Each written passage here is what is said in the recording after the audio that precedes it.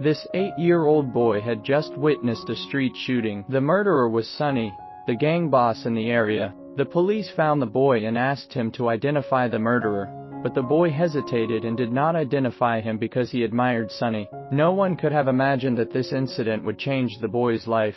Today we are going to talk about a gangster film, directed and starred by veteran actor Robert De Niro, A Bronx Tale. The boy's name is Calogero, and he has a pure heart. His father is an honest and hard-working bus driver, and his mother is a thrifty and virtuous housewife. A family of 3 lives in a community in the Bronx, an Italian area where all the neighbors are originally from Sicily. Many movie fans know that the Italian island of Sicily is rich in 3 things: lemons, beauties, and the mafia. Among them, the underworld has the highest output and is famous in the United States. Therefore, there are many gangsters in the neighborhood where Calogero lives, and the most powerful gang leader is Sonny. Boys have been exposed to gang members' tyranny on the streets since they were young. Instead of hating them, they inexplicably yearn for gangs and often get together to imitate the behavior of gang members. Probably because girls have loved beauty since childhood, while boys have been born to worship power. Calogero admires Sonny the most. He especially likes to imitate Sonny's behavior. Sometimes he will even look at Sonny and say to himself obsessively, "No one is more stylish than you, my Sonny boss." But his father is strict. Calogero was warned to stay away from the bar downstairs because that bar was a gang base. So Calogero never had the opportunity to come into contact with Sonny. Of course, he was a little kid, and the boss didn't take him seriously. But fate is always unpredictable. On this day, when Calogero was imitating Sonny on the street, 2 cars seemed to have an argument over a parking space. A man got out of his car angrily and smashed the window of the other man's car. Gang boss Sonny seemed to have some trouble with the attacker,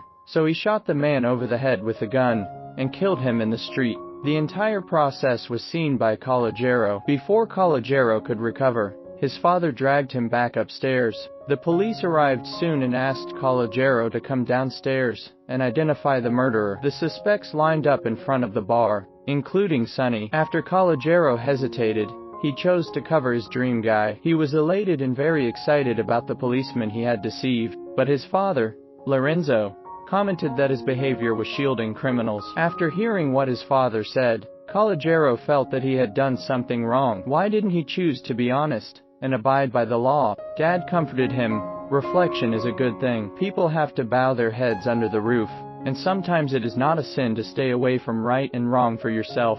Many things will naturally be understood when you grow up. Dad often talks about some life philosophies. What he told Calogero the most was, the greatest tragedy in life is a waste of talent. He often encouraged Calogero, who loves baseball, that as long as he works hard, he can become a baseball player in the future. Calogero was full of enthusiasm and full of confidence in the future. Sonny, the gang boss, was very grateful for the help of Lorenzo and his son at critical moments, and would send him a friendly smile from time to time. One time, Sonny simply extended an olive branch and gave Lorenzo a good job. He could earn $150 a week just by delivering letters for them, which was far more than Lorenzo's income from driving a bus. The philosophy of life of the mafia boss is, if you respect the Godfather will treat you well. Let's make friends, get closer, bond the relationship, and make more friends and fewer enemies. But Lorenzo is cautious, not seeking wealth, but just stability. He declined Sonny's kindness on the spot, but Sonny knew how to repay his kindness. Since he couldn't repay Lorenzo, he sent someone to his son to invite Calogero and treat him politely. Sonny is easy to get along with, just like making friends. Learn about Calogero's interests and hobbies. When he learned that Calogero was a Yankees fan, he was aggrieved and regretful that the star Mickey lost the game. Sonny asked him, "Mickey's annual income is hundreds of thousands of dollars. How much does your father earn per year? If your father went to Mickey to ask for money, would he give your family money to spend?" Calogero was stunned by the question. Probably not. Sonny continued to express his pragmatic philosophy. Since Mickey doesn't care about you, what's the point of you caring about him so much? With this change of logic, Calogero's perception was refreshed. He asked Sonny again in a childlike manner, "Did you kill someone that day because he was fighting for a parking space?" Sonny's answer was the same as his father's. When you grow up, you will naturally understand. From then on, Calogero and Sonny became friends. Sonny allowed Calogero to have time away from his parents and sneak into the bar to work odd jobs to earn some pocket money. Once, Sonny had a sudden idea and asked Calogero to throw dice for him. Unexpectedly, he won more than a dozen dice in a row. Sonny won a lot of money that day, and she couldn't help but regard this destined child as a noble person in her life, and even told everyone that Calogero was her child. Sonny devoted his heart to imparting sociology knowledge to him. He often said, "Working people are all idiots. Don't care too much about others, because no one cares about you." Calogero also feels very lucky that he studied in the best school in the Bronx, Street University. He received two kinds of education, one from society and one from school, so he was twice as smart as other children. However, his father soon discovered that he had a godfather, because Lorenzo found a huge sum of $600 in Calogero's drawer.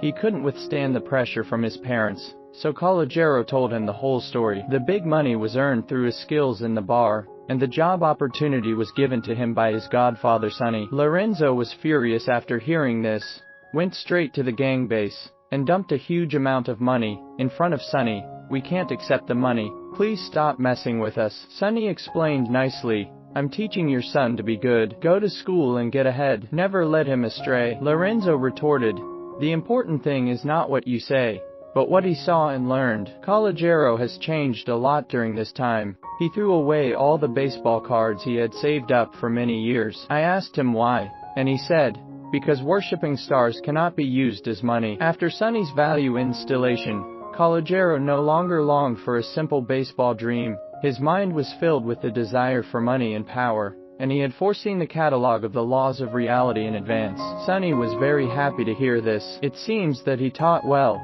This kid is also a teachable kid. Sonny proposed, "Bro, let me educate your child, and I will treat him as my own." Lorenzo sternly refused. "This is impossible. The good cannot coexist with the bad." Lorenzo did not hesitate to break up with Sonny. "Don't let his son go astray." He angrily took his son and went back. But when Calogero found out that all his hard-earned tips had been given away by his biological father, he immediately cried and made a fuss, wanting to go to his godfather to get the money back. Lorenzo was angry and slapped his son for the first time. He also told his son seriously that they were gangsters, not good people, and that it was only right for him to be as hard-working and down-to-earth as his father, and to work hard. And he told his son what he often said, "When you grow up, you will understand." In this way, Lorenzo and Sonny no longer have anything to do with each other. But Calogero did not listen to his father's words, alienate Sonny. Whenever he had a chance, he would sneak into the bar to listen to his godfather's teachings. 8 years passed, and the year came to 1968. Calogero has grown into a young man. Sonny's power has grown to a higher level, and their friendship has remained as good as ever. But Calogero's relationship with his father became increasingly acute. His father wants to control Calogero to avoid going astray, but Calogero does not recognize his father's hard-working values. What he yearns for is a life like Sonny. Calogero formed a gang with a group of hooligans and wandered the streets all day, not for money, but simply to prove that he was not a good person. After staying with these hooligans for so long, Calogero's brain was no longer functioning properly. A friend owed him $20, and Calogero often used violence to get rid of him. Fortunately, he would tell Sonny whatever he had in mind. The godfather immediately scolded Calogero and explained to him, "Violence sometimes does not solve problems. Why not think about it this way? You only spent $20 to get rid of a friend with bad character. This deal is a bargain, so no need to worry about it. Time is limited. Don't waste it on these unimportant people. Worry about the people who really matter, your family, and your valuable friends." With this solution, Calogero suddenly understood. Moreover, Sonny also suggested that Calogero should read more books when he has time. His business philosophy was all learned from books. When he was in prison, his favorite thinker was Machiavelli, who coined the word achievable, which benefited him throughout his life. For example, with his financial resources, he could live a leisurely life in a villa near the sea. But why has he always lived in this old neighborhood? Just to see and get close to his base. The neighborhood where he made his fortune is also the last resort. Therefore, it is necessary to ensure the safety and reliability of this place. If he stays here often, He will be able to detect any hidden dangers and troubles as soon as possible and solve them quickly to prevent minor problems from developing into incurable cancer. This is called treating the disease before it's too late, which is equivalent to a dose of vaccination every day. When the old subordinates see him here every day, they will feel at ease and continue to love him and work hard for him. And if competitors want to cause trouble, they may have to think twice before seeing him sitting in his lair. Calogero curiously asked, which is better, being loved or being feared? The Godfather replied, it is best to love and be afraid at the same time, but this state is too difficult to achieve. If you can only choose one, then I would rather have people fear me than choose people to love me, because fear lasts longer than love, and fear is more intimidating than love. However, there must be a certain degree of fear. Appropriate fear and deterrence can make subordinates loyal, but it cannot make them to hate you, which is to plant a bomb for yourself. When it comes to being loved, Sony believes that he treats his subordinates well, but he is not too much. He cannot give too little or too much money. The most suitable important. Let your subordinates know that it is so easy to make money, and they will go out and start their own business. In short, it is to make subordinates need him without resenting him. In one sentence, it is, the way to govern is to combine kindness and power with leniency and severity. Calogero listened to the Godfather's sermons for a long time, and only half understood them. The main reason is that he has too little experience. He may be able to avoid a few pitfalls in the future, but he cannot avoid them all. He could easily be led astray if he wasn't careful, because the environment in this poor place was really harsh. Those little hooligans who have no one to teach them are simple-minded and stupid. Some of the hooligans got a few guns and selling it on the street. Because of the herd mentality, Calogero also got involved. He didn't want to stay away from this group of guys of similar age. In addition to this, he also wanted to play with guns. This is because he has seen Sonny solve problems with guns many times, but this scene was discovered by Sonny. Sonny confiscated the gun on the spot, taught the gang a lesson, and then pulled Calogero out. Sonny sternly warned Calogero, having a gun is not powerful and prestige, nor can it solve the problem. It will only bring you serious trouble. Calogero, your friends are all jerk-offs, stay away from them. Sonny has always taught Calogero that the social education is indispensable, but the more important education is in school. Only by receiving two kinds of education, you can have a better life. Don't go my way, it's not for you. This is just my life, not your template. I have no choice, but you still have options. It must be said that under Sonny's education, Calogero is still far more discerning than his peers. At least he is not racially profiled. He was in school and fell in love with a black girl. This act requires great courage, because the entire 1960s was the most intense period of the black movement. Blacks and whites were incompatible with each other.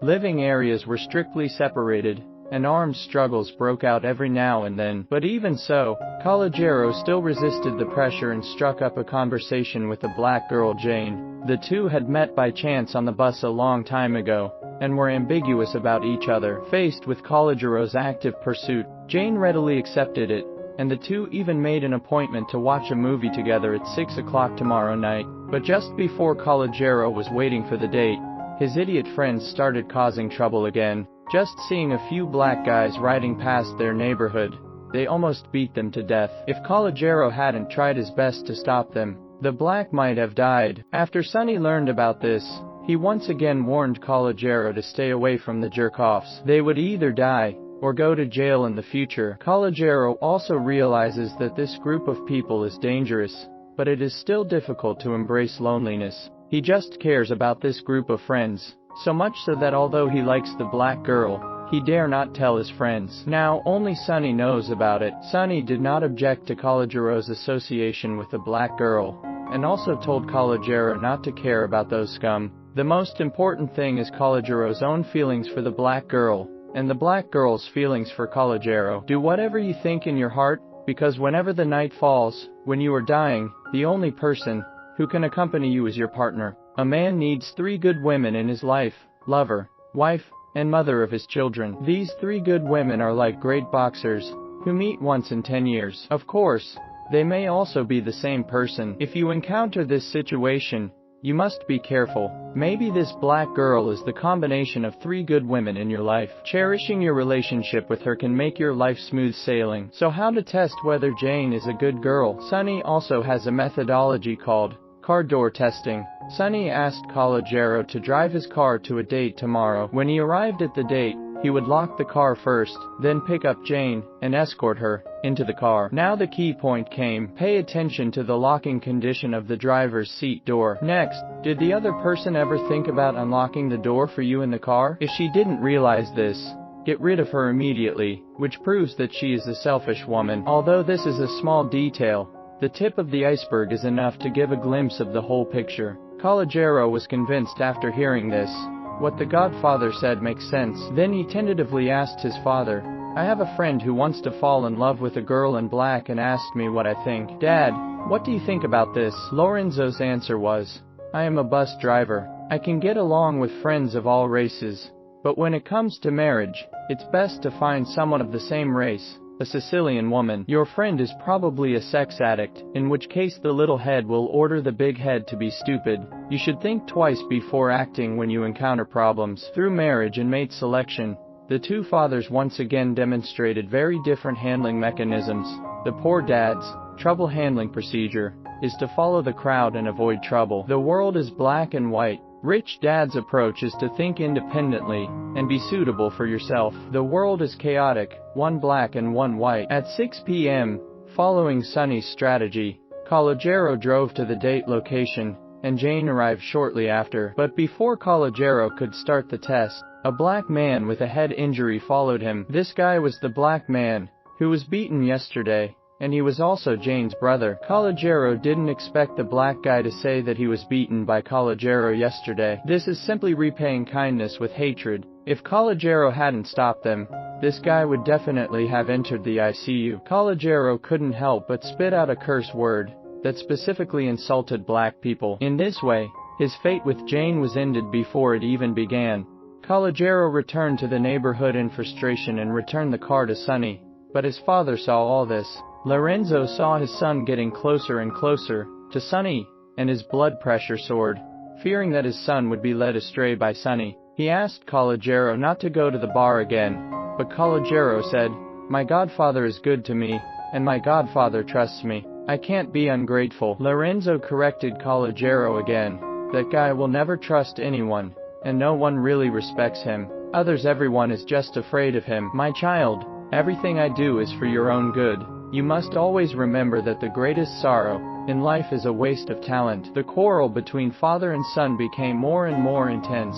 Calogero even denied the honest and hard-working way of making a living for his ancestors. After a big argument with his father, Calogero ran out of the house, but at the intersection of the street he just walked out of, Sunny and his men pressed him against the wall aggressively. Because Sunny found a bomb in the car, he asked Calogero to tell the truth about where he had been, and whether the black girl was just making it up as an excuse to plant a bomb. Calogero cried and said, I really don't know anything. I regard you as my father, so how could I harm you? Sunny was suddenly struck by these words, and let Calogero go, who collapsed. The bomb may have been planted before Calogero used the car. Calogero wanders the streets in despair. He has never gained Sunny's trust, but he still worships him wishfully. At this moment, the idiot guys found Calogero. It turned out that the black people launched a revenge today, and threw rotten eggs on their territory. The idiot guys all believed that this revenge must be avenged.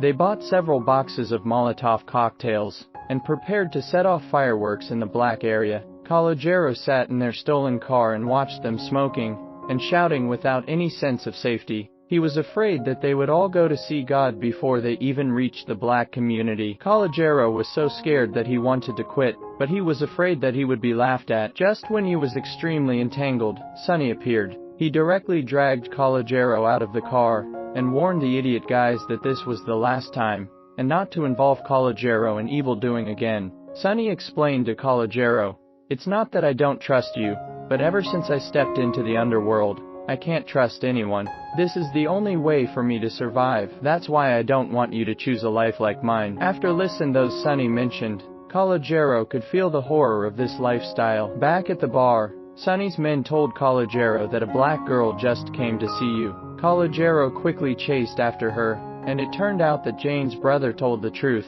Calogero was not a racist and even helped him. He was angry at the time and took Calogero as the target to vent his anger. The two of them settled their differences, and Jane became even more fond of Calogero. They first met on the street and kissed under the moonlight and fell in love. Calogero suddenly thought that Jane's brother might be in danger. The idiot guys might have arrived in the black area, and they had to rush to rescue him immediately. Calogero quickly put Jane into the car. When he went around to the driver's seat, he was ecstatic to find that Jane took the initiative to unlock the car for him. Calogero rushed all the way to the black area, but it was too late. Police cars and fire trucks blocked the streets, but there were no black casualties. On the contrary, all of his idiot friends were killed in the flames. They were all killed by black people, playing with fire and burning themselves to the point where even their own mothers could not recognize them. Seeing such a scene, Calogero's mood was extremely complicated. He was happy to save his life, but also sad for the death of his friends. Seeing Calogero, a white man, appear here, the mood of the black people gradually became agitated. Calogero had to get out of the way quickly. He was able to save his life only because Sonny stopped him. So Calogero went straight to the bar to thank his godfather for giving him the gift of rebirth. Sonny saw his godson, whom he had worked so hard for so many years, running toward him again, with a happy smile on his face. The bar was crowded and everyone was smiling, but Calogero noticed something was wrong with one person. He was not smiling at all. He stared at Sonny coldly, and took out a pistol from his arms. Calogero shouted to Sonny loudly. He was told to pay attention behind him, but the bar was too noisy and Sonny couldn't hear him. Sonny's head was shot, and his murderer was the son of the man who was killed on the street, who was about the same age as Calogero. At Sonny's funeral, many brothers from the gang came and there were too many wreaths to fill them, but no one felt sad for Sonny's death. It seemed like a normal party. This situation was very similar to what Sonny said during his lifetime: don't care too much about others, because no one cares about you. After a while, the guests dispersed like smoke, but there was an old man who never left. It can be inferred from the aura that the uncle is not a small person, and he also wears a ring on his hand. There are only 3 Supreme Lord of the Rings in the American Mafia. The uncle said that he had known Calogero for a long time, but Calogero could not remember him. The uncle pointed to the scar on his head, and said that he was the one who was hit with the stick back then.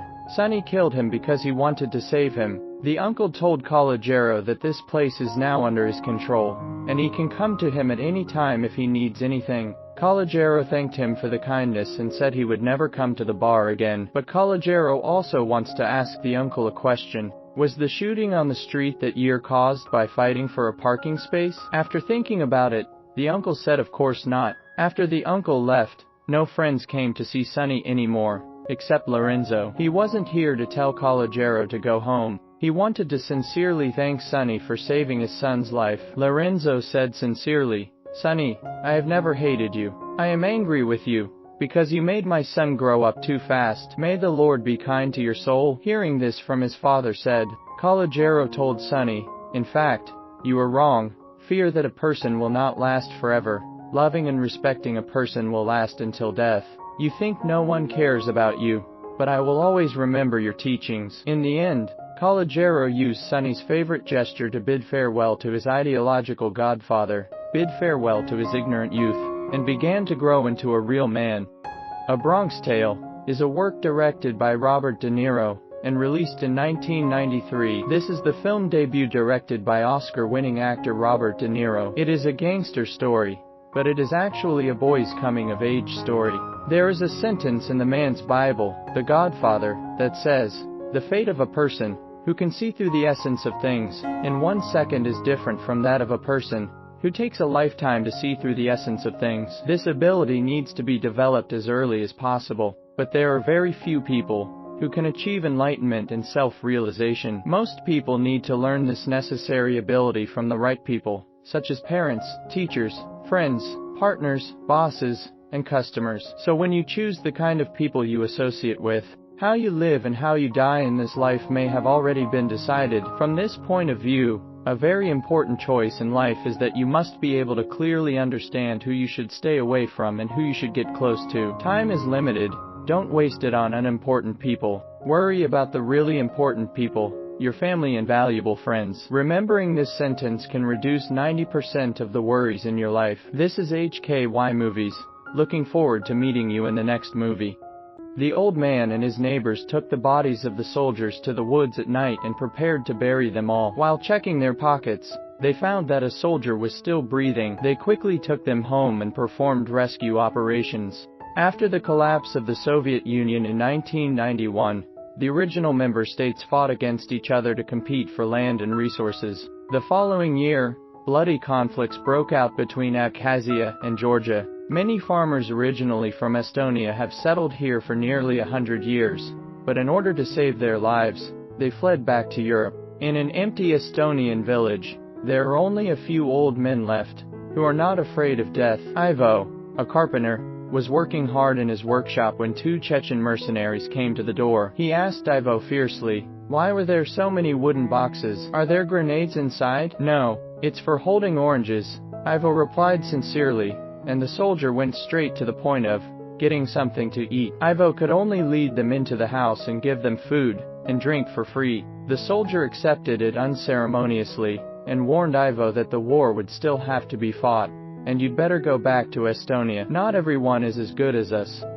After the soldiers left, Ivo came to an orangery to find his friend Margus. They were the only two buddies left in the whole village. Margus' oranges have reached harvest time, and he really couldn't bear to let them rot in the ground, so he never left. But the two of them alone would definitely not be able to pick them all. It won't be long before this place becomes a war zone. Therefore, Margus asked a garrison major for help, and the major promised to send a group of soldiers to help pick in a few days. Now Margus just wants Ivo to work overtime to finish the wooden box for the oranges. Ivo tells him not to worry, he will finish it soon. However, Ivo is not waiting for Margus to collect the oranges before leaving. Regardless of whether the village becomes a war zone, he has no intention of leaving at all. The next day, Ivo was working, when he suddenly heard gunshots. When he went out, he saw thick smoke billowing from Margus' orchard. Ivo quickly ran over to check, and luckily Margus was fine. He hid in a tree unscathed. It turned out that soldiers from both sides encountered each other and a gun battle broke out. One of them was the two Chechen mercenaries from before. One was dead and the other was injured. All the Georgian soldiers were killed.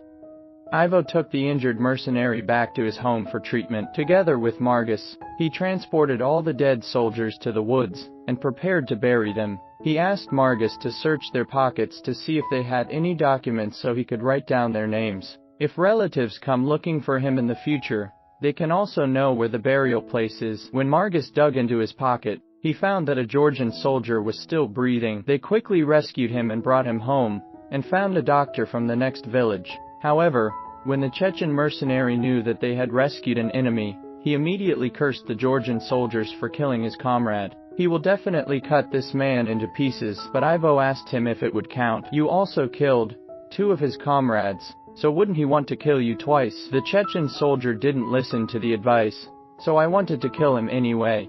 After the doctor's diagnosis, the Chechen soldier's injuries were not serious and he would recover within a week. However, the Georgian soldier had shrapnel inserted into his head, and the situation was not optimistic. After the antibiotic injection, life or death depends on God's will. The three buddies saved both Russians and Georgians. It can be said that they offended people on both sides. So, the three of them were a little worried, so they pushed Georgia's car down the hillside overnight. Here is a brief introduction to the background of the current situation. During the former Soviet Union, Georgia was one of the member states of the Soviet Union, and Abkhazia was a state within a state under the jurisdiction of Georgia. But after the disintegration of the Soviet Union in 1991, not only Georgia broke away from the Soviet Union, but Abkhazia also wanted to become independent from Georgia. Generally speaking, when small countries cause trouble and cause division, there must be a big boss behind them, and this big boss is Russia. Because Russia takes a fancy to Abkhazia's superior geographical conditions adjacent to the Black Sea. So, in 1992, the Georgian-Abkhaz War officially started. Russia has provided military assistance to Abkhazia. As we all know, the Russians' favorite gold medal thugs are Chechen mercenaries to do some dirty work that they are inconvenient to do. All the people have big beards, and their fighting ability is amazing. And why do Estonians gather in Abkhazia? Because Estonia was once a member of the Soviet Union. During the Soviet period, the exchanges between the various member states were very close. Many landless Estonian serfs moved to Abkhazia to farm and settle down. It can be said that the Estonians were unlucky this time. After working hard and traveling thousands of miles to open up wasteland and start a business, several generations of people worked tirelessly and finally made something famous. The war is coming. The key is that Russia and Georgia are fighting, but the Estonians here are miserable.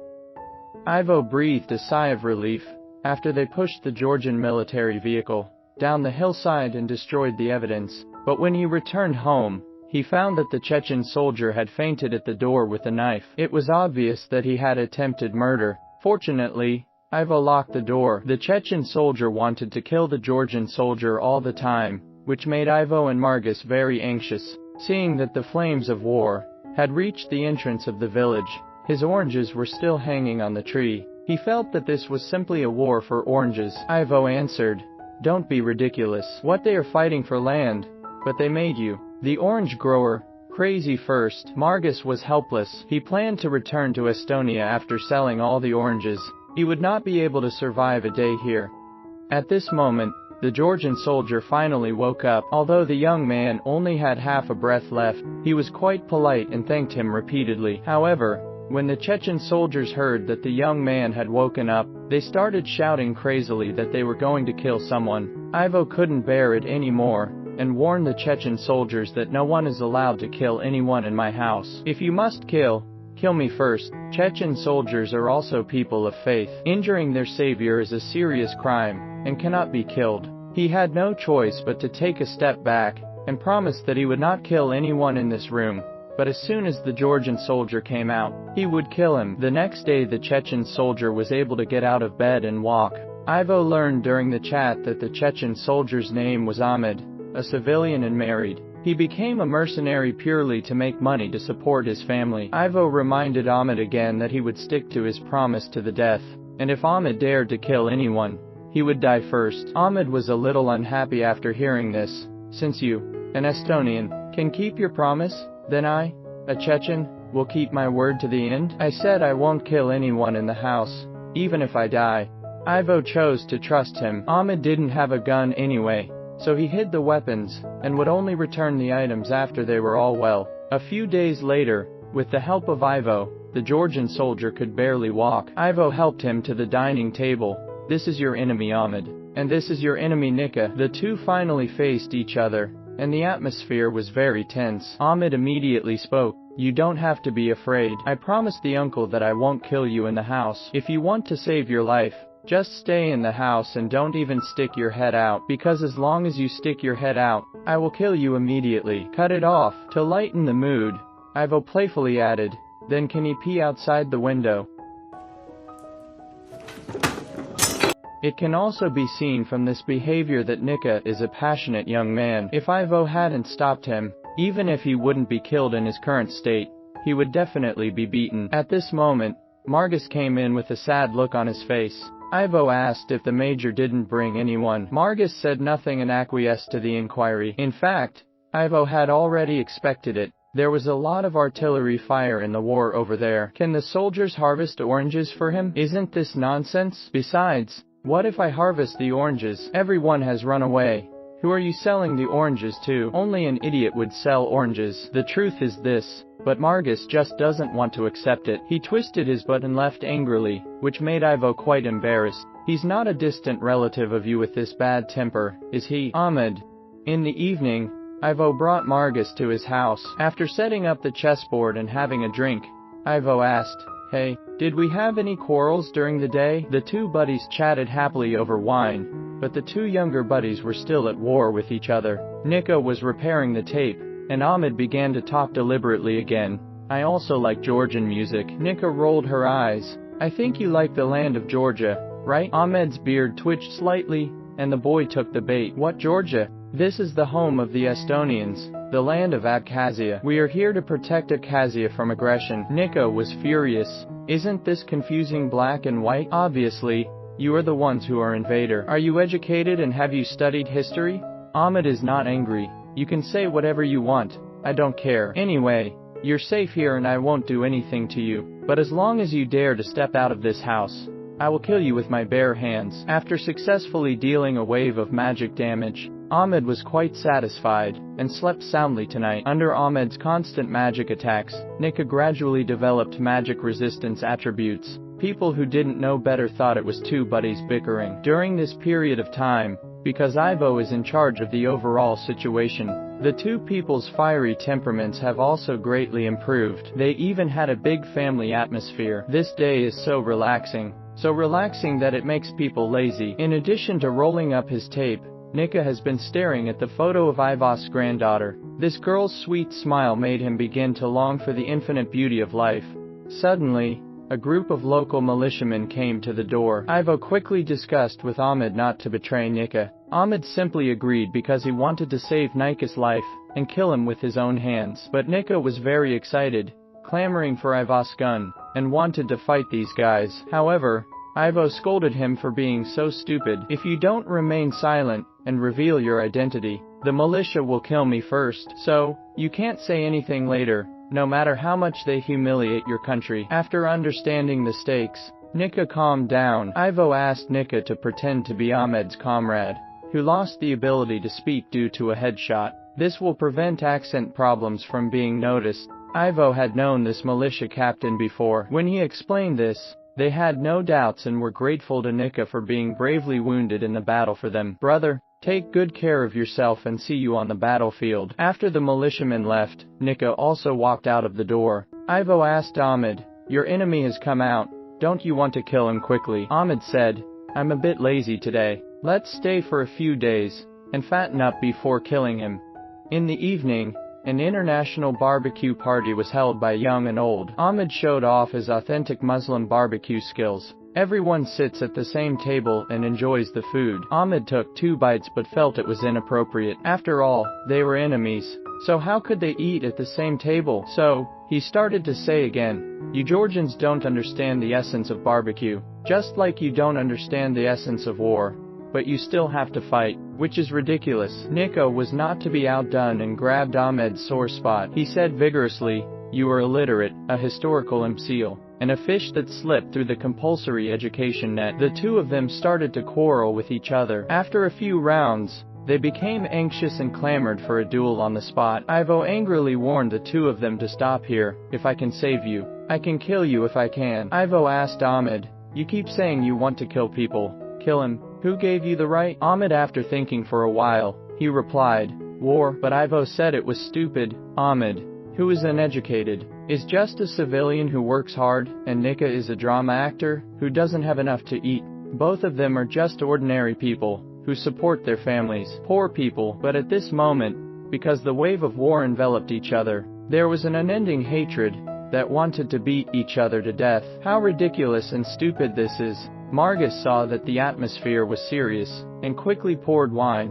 Come on, let's go one by one. Why are we toasting? Ivo said with a cold face, toast to death, because death is their mother, and they are all children of the god of death. Let's toast to death. They didn't expect Ivo to be so angry. After hearing this, Ahmed felt guilty, sincerely apologized to Ivo, and promised in the name of God that this would never happen again. But Ivo still didn't calm down. He told the two of them that there was no need to worry about killing each other. Anyway, after you recover, you will go to the battlefield and die soon. The result will be the same. Is it so uncomfortable to live for 2 more days? Both of them listened to the reprimand in shame, not daring to raise their heads. That seems to be the case on the battlefield. After a while after Ivo left, Nika asked Margus, has the orange problem been solved? Margus said, the militia agreed to help, but he didn't harvest oranges for money. Even if he couldn't sell any oranges, he would still pick them. It had nothing to do with how much money he was losing, but because he couldn't bear to see the beautiful thing that he had worked so hard to be destroyed like this. Ahmed and Nika felt the same and encouraged Margus. We also want to help you harvest your oranges. At this point, Nika thought of Ivo. Why is the old man gone? Isn't he still angry? At this time, The sound of explosions came from far away, which was probably an attack by the Georgian army. The location where it was shelled happened to be Margus' house. His house was gone, and his orchard was gone. A lifetime of hard work was just gone. Margus was speechless, only sadness and tears. Maybe the so-called tragedy is to destroy beautiful things for you to see, while war is to destroy thousands of beautiful things. Ahmed felt very sympathetic to Margus because he heard from Ivo that Margus planned to return to Estonia after harvesting the oranges. He took out a roll of money to finance Margus' travel expenses. Margus refused to accept it, and Ahmed was a little embarrassed, thinking that his money was dirty. In fact, Margus doesn't want to be given charity. Ahmed had no choice but to sit at the dining table and talk to Nika. He asked Nika, "What is the relationship between those dead Georgian soldiers and you?" Nika said that they met on the battlefield, and they were not very close, but they were all good people. But Ahmed's dead comrade was his brother since childhood, so he was so angry. Nika felt sad about this and said to Ahmed sincerely, "I'm sorry." Ahmed didn't expect Nika to apologize, which made him a little overwhelmed and hurriedly excused himself to chop wood. When he walked to the door, Ahmed turned back and said, "I feel sorry for your companions, who were killed." Watching the two turn enemies into friends, Ivo showed a happy smile. He then persuaded Margus that you should accept the money. That was his wish. Margus said nothing and went out silently to help Ahmed chop wood. Life is so wonderful. Everyone went out, and Nika's eyes drifted to Ivo's granddaughter again. But Ivo was still there. What good things does this kid have in mind? But we can understand this young age. Ivo talked to Nika about her granddaughter. She returned to Estonia as soon as the war began. Then why didn't you go back? Ivo said meaningfully. I love it here, and I hate it here. Ivo didn't want to reveal more. Nika had no choice but to talk about his own situation. He is not married yet, his father has passed away, and he has only his mother at home. He worked as a stage actor for several years, but now the theaters are closed. When he joined the army, Nika only felt that it was an obligation, and did not even tell his mother. Ivo felt sorry for Nika. He sincerely said to him, "When the war is over, we will organize a group to go to Georgia, to watch your performance. We will applaud you and we will recall this unforgettable day together." Nika smiled like a fool and couldn't stop laughing. This agreement is so beautiful and exciting. But at this moment, another group of Russian soldiers came to the door. Ivo asked Nika to stop talking, and they went out to deal with it. But Nika felt bad and quickly asked where the gun was hidden. Sure enough, this Russian army captain was very arrogant, cursing and speaking in a very unpleasant way. He suspected that Ahmed was a Georgian soldier, and asked Ahmed to speak in Chechen dialect. Ahmed was so annoyed that he swore a common expletive in Chechnya. The Russian army leader became angry. "What? You said you were a Georgian? Come and kill him." Fortunately, Nika shot in time and saved Ahmed's life. After a reasonable counterattack, they successfully defeated this group of soldiers and bandits. Unfortunately, Margus was shot and killed. Nika blamed herself very much, but suddenly, Nika died too. The Russian army captain was also killed by Chechen mercenaries. It reveals the impact of war, not only life and death, but also the destruction of humanity, in all people and turning them into unscrupulous beasts. Ivo built a coffin and buried the two people. They buried Margus in the surviving orange grove, and Nika was buried next to Ivo's son. It turns out that Ivo's son also died in the war. He went to the battlefield to protect his family and the country. Ivo had been trying to persuade him that the war belonged to no one, but he didn't listen. Ahmed understood. "So it was a Georgian who killed your son. So you buried a Georgian next to your son?" Ivo asked. "Is there a difference? Is there a difference when people are dead?" Ahmed smiled. "There is no difference." Ahmed then asked, "If I were killed, I would be buried with your son next to me." Ivo smiled. "Why not?" Ahmed said goodbye to Ivo, and he suddenly saw through life. Through Margus' misfortunes with Nika, the humanity he lost during the war was regained. It's nonsense to talk about the hatred between the country and the family. Ahmed only has one thought now, to go home, and have a together life with his wife and children. The most ridiculous thing in the world is that two ordinary people, who have nothing to do with each other, have a deep hatred for dirty political lies. This is HKY Moving. Looking forward to meeting you next time. In the 1990s, the Central Station in Rio de Janeiro, Brazil, was bustling with people coming and going every day. Due to the low level of education, there are a lot of illiterates here. Illiterate people who want to write letters to relatives and friends will find professional letter writers. That's what Dora does, and the business is pretty good. Every day, all kinds of people pour out their hearts in front of her. They are sad or happy, crying or laughing, and every letter carries their hopes and emotions. Dora was responsible for recording what they dictated and then helping them mail the letters. On this day, Dora welcomed a mother and son. The mother's name is Anna, and the son's name is Joshua. Anna wants to write a letter to her husband Isu, because her son wants to see his father, but her words were full of resentment towards her husband. After giving her name and address, she took her son's hand and left. After a busy day, Dora got on the train home. She has lived alone in this old house for decades. The only person she knows well and trusts is her best friend Aaron. As soon as she got home, she called her best friends to read the letters together, and tore up and threw away the letter she didn't like. Even though it was against professional ethics, she enjoyed it because she feels that people are all fake, evil and ugly, and there is no true love at all. Just when she was about to tear up Anna's letter to her husband, Aaron stopped her, because she felt that maybe Joshua would reunite with his father, and the family would be reunited. For the sake of her best friend, Dora finally left the letter. Unexpectedly, the mother and son came back 2 days later, and asked her to tear up the letter, and write a new one. Because the son wanted to see his father so much, the mother's attitude changed. She asked Dora to write the letter sincerely, and also promised to take her son to find his father next month.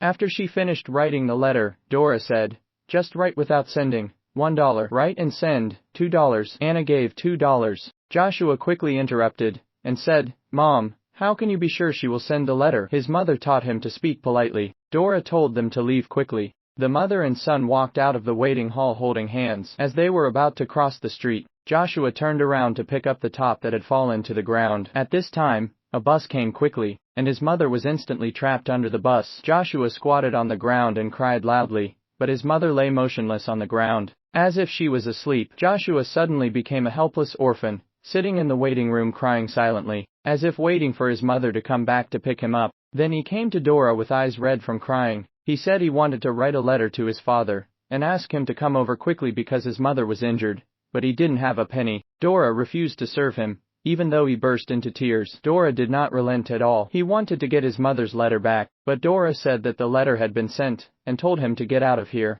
When Dora took the train home, Joshua stood on the platform and stared at her hatefully. After the train started moving, Joshua followed desperately to catch up. He knew that his mother's letter must still be in the hands of that bad woman. Being homeless that night, he could only sleep next to the trash can in the waiting hall. The next day, Dora saw him accidentally, and brought him something to eat, but Joshua was very stubborn and he didn't want what the bad woman gave him.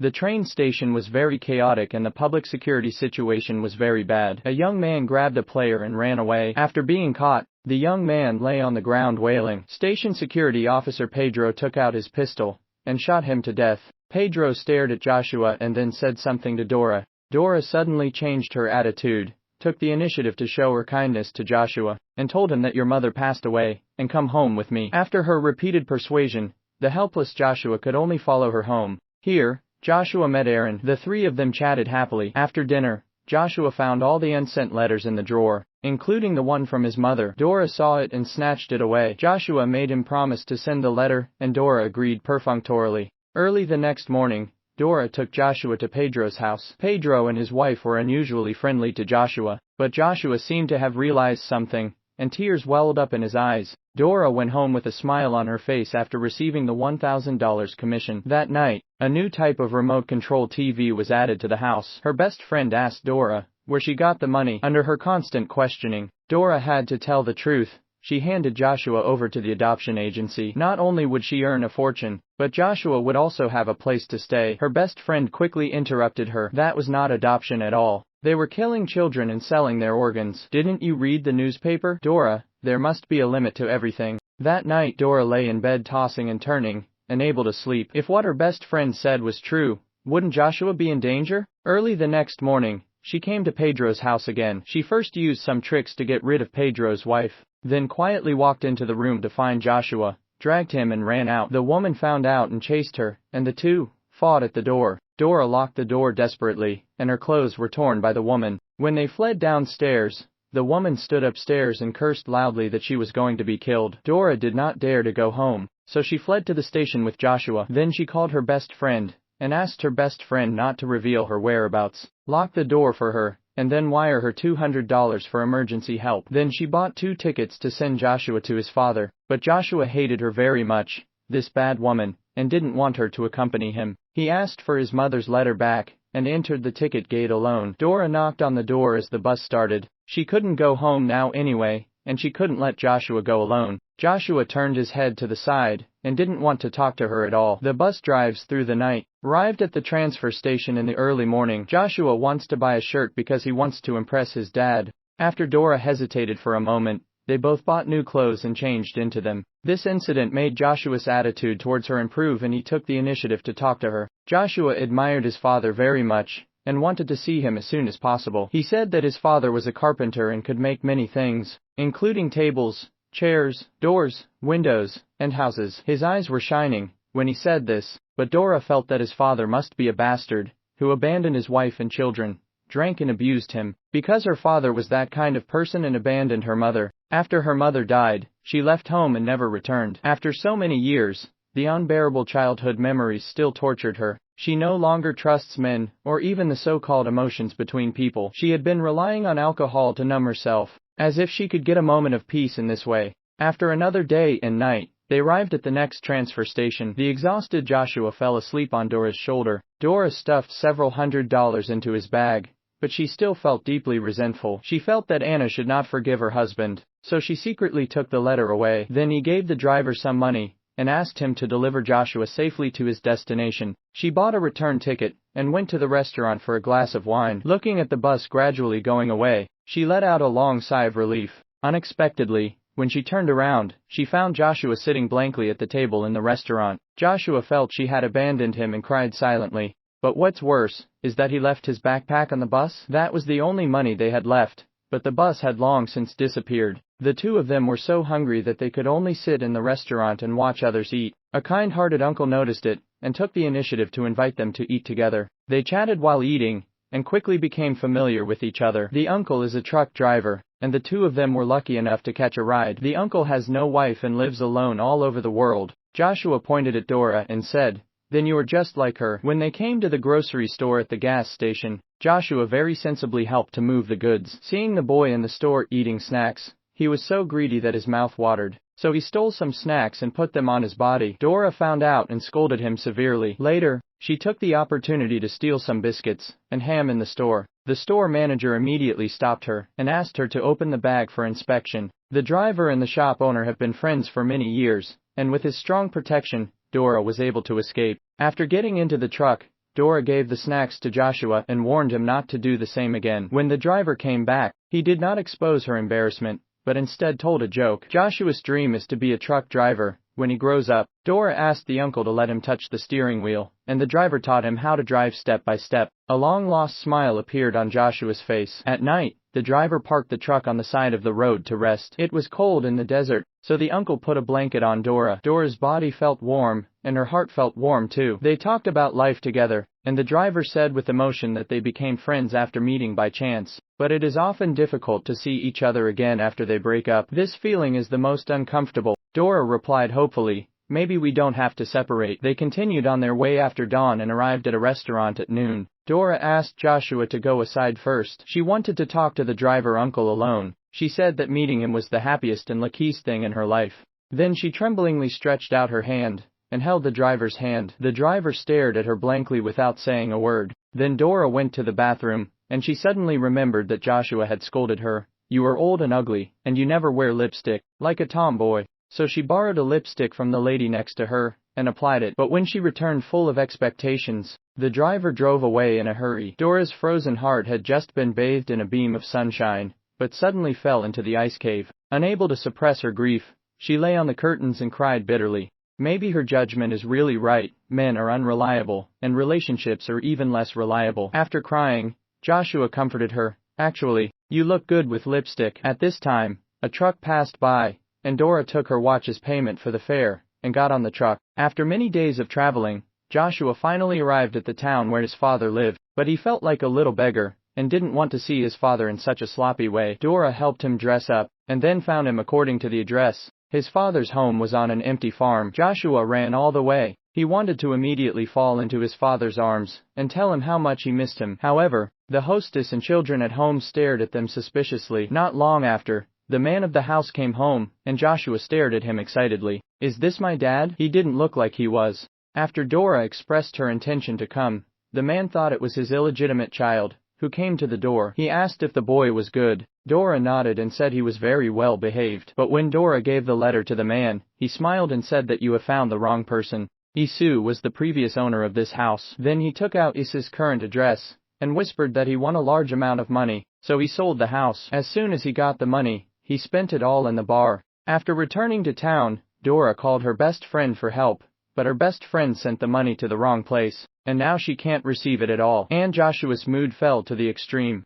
At night, the residents of the town were holding a religious gathering. The two of them were tired, hungry, and very irritable. When Dora got angry, she scolded Joshua severely. Joshua, who was already very sad, turned around and ran away in anger. Dora was already exhausted and sweating profusely when she chased him to the church. After searching for a long time, she could not find Joshua. Dora was angry and anxious. Gradually she lost strength, became dizzy, and fell to the ground. When Joshua saw it, he quickly walked over to her. The next day, the morning sun rose and the cool breeze brought refreshment, and Dora fell asleep peacefully in Joshua's arms. Joshua stroked her hair gently. Soon after, Dora woke up. Because they had no money, they could only sit in a daze on the street and watch the endless crowd of people. Joshua suddenly thought of a good idea: ask passers-by if they needed to write a letter to God or to their family. So their little stall was opened. Joshua shouted to attract business, and customers quickly lined up. Dora listened carefully to their hearts, and felt their emotions, sufferings in the world,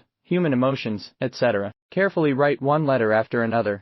By the end of the night, they had made a fortune. Afterwards, they took photos together and made fun while walking. Joshua also bought a beautiful dress for Dora. At night, they finally had money to stay in a hotel. Joshua followed Dora's example and threw the letter into the trash can. Dora quickly stopped him. She wanted to send all these letters, because every letter was full of hope and deep expectations. She kissed Joshua's forehead and they finally got some solid sleep. The next day, the two of them went to the new address. Dora asked him, "Do you remember what your father looks like?" Joshua said, "Sometimes I remember his face, and sometimes it's very vague." Dora said, "It won't be long before you will forget me too." But Joshua said firmly, "I will not forget you." Walking to the long-awaited house, a man came out. The result was still a huge disappointment. The man told them that Isu had disappeared long ago and there was no news about him. After hearing this, Joshua left dejectedly. Dora hurriedly chased after him, and he told Joshua, "Why don't you go home with me?" Joshua thought for a while and nodded to him. While asking about tickets at the canteen,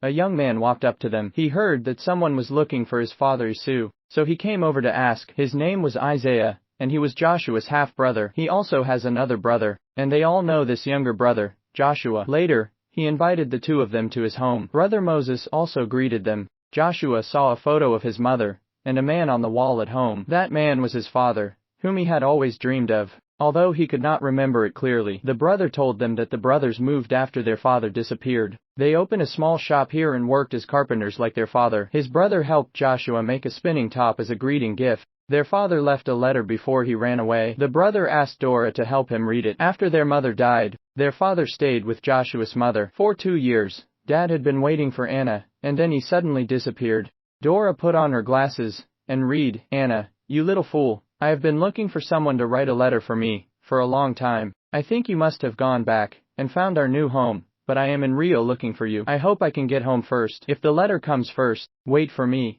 I will go back too. We will be reunited as a family, you, me, Isaiah, Moses and Joshua. I want to see you most. Joshua, we will live together forever." After hearing the letter, Joshua nodded firmly and said, he will come back one day. And his brother had already shed tears uncontrollably. Late at night, Dora put on the dress Joshua bought her, and applied lipstick in the mirror. Joshua once said to her, "Actually, you look good with lipstick." At this time, the three brothers were lying on the same bed, sleeping soundly. Dora walked out of the room quietly. She took out the letter she had written for Anna and placed it next to Isa's letter, wishing their family happiness. The sky was already turning white, and Dora set out on her way home alone. As if telepathically, Joshua suddenly woke up. When he discovered that Dora had left, he chased after her desperately. The bus had already set off, but Joshua was still running barefoot. Dora wrote many letters to others throughout her life, but she had no one to whom she could write. Now she can finally write to Joshua. "Dear Joshua, You were right. Your father will definitely come back. He is a good father just like you said. My father is a train driver. Remember the first time he took me on the train, he asked me, a girl, to blow the whistle all the way. So when you drive a big truck, don't forget that I was the first person to let you drive. You live with your brothers, it's better. You deserve what I can't give you. If you want to remember me, just look at our photo. Now I miss my dad so much. I miss everything. Dora allowed tears to crisscross her face, and Joshua melted the ice in his heart like a ray of golden sunshine. The little girl who had resented her father for half her life finally let go at this moment. After experiencing countless days and nights of doubt and suffering, she finally began to open herself up, and slowly began to accept the world. Central Station is a 1988 work directed by Walter Salles. After watching this movie, I believe many people will think of Kakujiro no Natsu. During a journey, adults and children heal and rely on each other. But I thought of another French movie, The Hedgehog. Everyone is a hedgehog in life, but most people are not elegant. Perhaps Dora is that an elegant hedgehog. After being slapped a few times by life, she closed herself off, just like a frightened hedgehog, using her thorns to stab the whole world while hiding in the world. There is loneliness and suffering inside. Through her small keyhole, Dora only saw that the world was a dilapidated garbage dump, but did not pay attention to the dots of roses on it. Sometimes we are so paranoid that when we see a drop of blood, we think the world is full of blood, and when we hear a gunshot, we think the world is full of evil. It is true that we must admit that the world is often cruel. Not every love is happy, and not every family is happy. Childhood is not always carefree, and lovers are not always in love with each other. Not all people are kind and friendly to each other, but you have to know that the world is very big, and there are people so big that we will never have the chance to meet them in our lifetime. Don't deny yourself because of one person, let alone deny the whole world because of a relationship. You don't have to be upset because everyone has a blind spot that you can't get out of and others can't get in. When you feel you can't let it go, don't let it go. When you feel you can't forget it, don't forget it. As the saying goes, the important thing is not to heal, but to live with an open heart despite the pain. This is HKY Movies. Looking forward to meeting you next time.